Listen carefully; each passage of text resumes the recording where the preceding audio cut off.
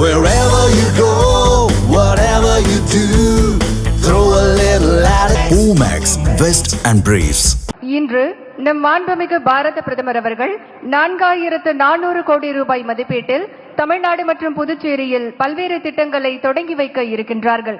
2157 கோடி ரூபாய் மதிப்பீட்டில் மரக்காணம் புதுச்சேரி தேசிய நெடுஞ்சாலை 332A 4 வழிச்சாலை திட்டம், 1853 கோடி ரூபாய் மதிப்பீட்டில் பரமக்குடி ராமநாதபுரம் தேசிய நெடுஞ்சாலை 87 4 வழிச்சாலை திட்டம் ஆகியவற்றிற்கு அடிக்கல் நாட்டி நவீனமயமாக்கப்பட்ட 8 அம்ரித் ரயில் நிலையங்கள், கும்பகோணம், ஏற்காடு மற்றும் வேலூரில் புதிய FM ஒலிபரப்பு மையங்களை தொடங்கி வைத்து 378 கோடி ரூபாய் மதிப்பீட்டில் சென்னை கடற்கரை சென்னை எழும்பூர் 4வது ரயில் பாதையை நாட்டிற்கு அர்ப்பணிக்குமாறு மாண்புமிகு பாரத பிரதமர் அவர்களை பணிவன்புடன் கேட்டுக்கொள்கின்றோம். We request the Honorable Prime Minister to now digitally unveil the plaques marking the laying of foundation stone, inauguration and dedication to the nation of various projects worth over 4,400 crore rupees.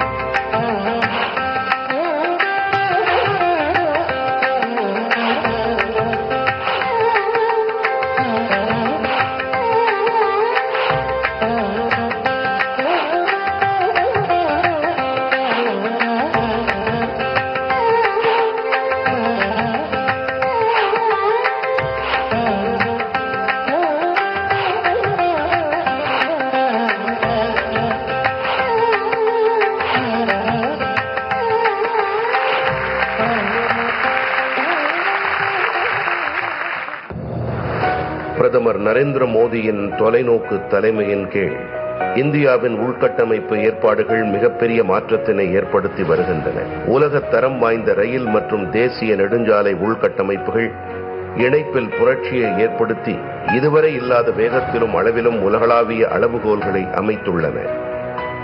உலக தரம் வாய்ந்த உள்கட்டமைப்பு திட்டங்களால் மாநிலத்தின் இணைப்பு மற்றும் வளர்ச்சி பாதை மறுவரையறை செய்யப்பட்டு மாற்றத்தின் காற்று தமிழகத்தின் முழுவதும் வீசி வருகின்றது.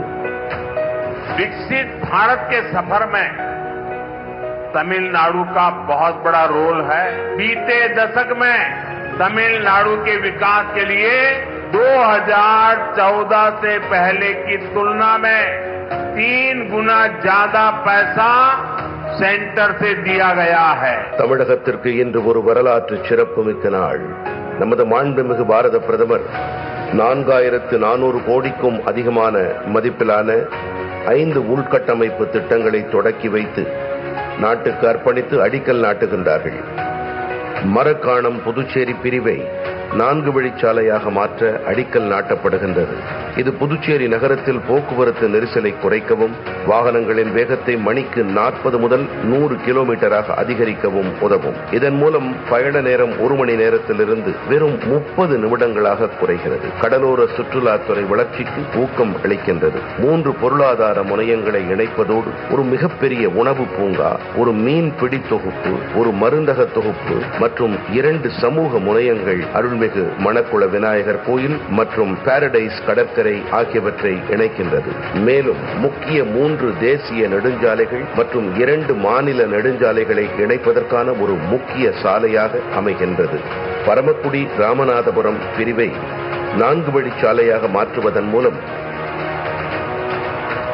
மதுரை, ராமேஸ்வரம் மற்றும் தனுஷ்கோடி போன்ற புனித தலங்களுக்கு விரைவான பயணம் உறுதி செய்யப்படும். இந்த இடங்களுக்கு வருகை தரும் லட்சக்கணக்கான பக்தர்களுக்கு பாதுகாப்பான மற்றும் விரைவான பயணத்தை உருவாக்கி தரும். மேலும் விவசாய மற்றும் கடல் சார்ந்த பொருட்கள் உள்நாட்டிலிருந்து புதிய சந்தைகளுக்கு வேகமாக கொண்டு செல்லப்படும். இது 5 பொருளாதார முனையங்கள், 2 மீன்பிடி தொகுப்புகள், ஒரு சிறப்பு பொருளாதார மண்டலம், ஒரு மிகப்பெரிய உணவு பூங்கா மற்றும் ஒரு ஜவுளி தொகுப்பினை இணைக்கும் திட்டமாக செயல்படுத்தப்படும்.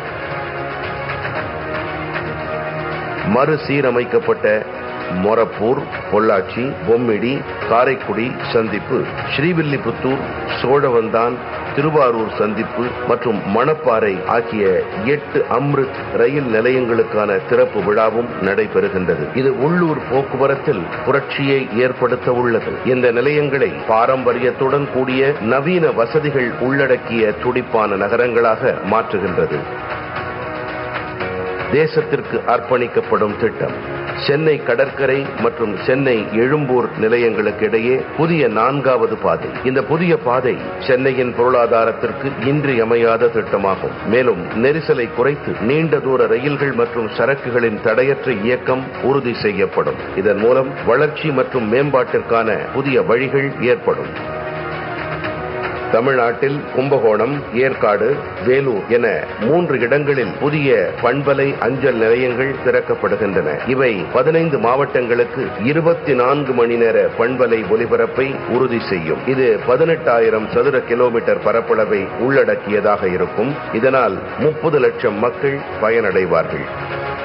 பிரதமர் திரு நரேந்திர மோடியின் தொலைநோக்கு தலைமையின் கீழ் தமிழ்நாடு முன்னேற்றத்தின் கலங்கரை விளக்கமாக மாறி வருகிறது.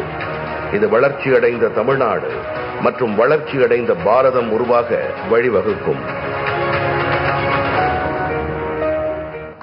மேலும் இது போன்ற பல்வேறு சுவாரஸ்யமான தகவல்களை தெரிஞ்சுக்கிறதுக்கும் தமிழ் ஜனம் சேனலை மறக்காம சப்ஸ்கிரைப் பண்ணிக்கோங்க.